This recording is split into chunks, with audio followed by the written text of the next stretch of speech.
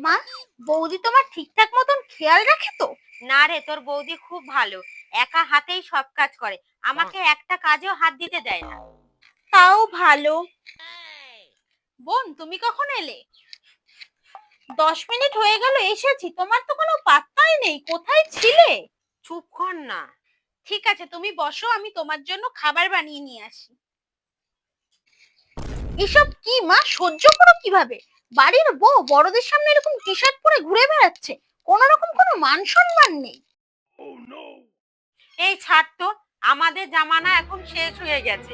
সেই কত ছোটবেলায় বিয়ে হয়েছিল, এক হাত ঘুমটা আর 12 হাত শাড়ি পরে হাঁটতে পারি। কতবার হোঁচট খেয়ে পড়তে পড়তে বেঁচে গিয়েছি। আর তোর বৌদির বয়সও বা কত? এখন শখ শান্তি মিটাবে নাকি আমাদের মতন বুড়ো বয়সে মিটাবে?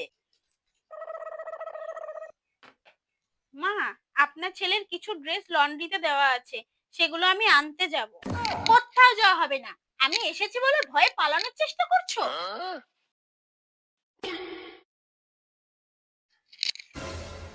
একটা চুড়িদার পরে গায়ে একটা ওড়না ঢাকা দিলেও কথা ছিল।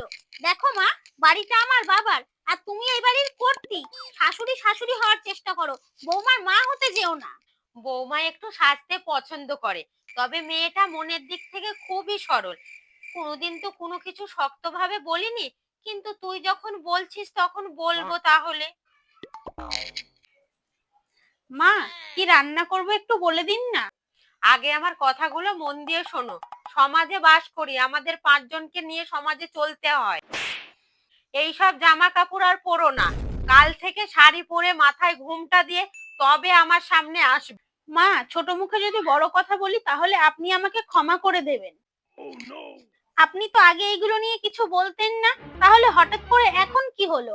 তাও যদি আপনি কারোর কথা না শুনে নিজের মন থেকে বলতেন, তাহলেও আমি মেনে নিতাম। এত দোষ ধরছো তো? এগুলো তোমার দাদা নিজে পছন্দ করে আমাকে কিনে দেয়। আসলে কি জানেন তো মা, ওর এই ড্রেসটা নিয়ে কোনো প্রবলেম নেই। ওর প্রবলেম হলো আমি একটা বাড়ির বউ হয়ে কেন এই ড্রেসটা পরেছি। আসলে আপনার আর আমার মধ্যে এত ভালো একটা সম্পর্ক আছে না, এটা দেখেই ও সহ্য করতে পারে না।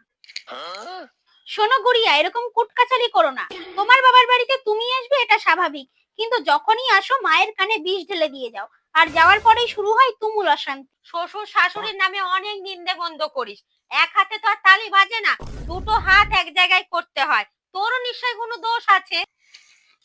তুই তাদের সাথে খারাপ ব্যবহার করিস, তাই তারা তোকে সহ্য করতে পারে না। আর আমারও যেমন পোড়া কপাল, তোর সঙ্গে পড়ে আমার দুর্বুদ্ধি হয়েছে।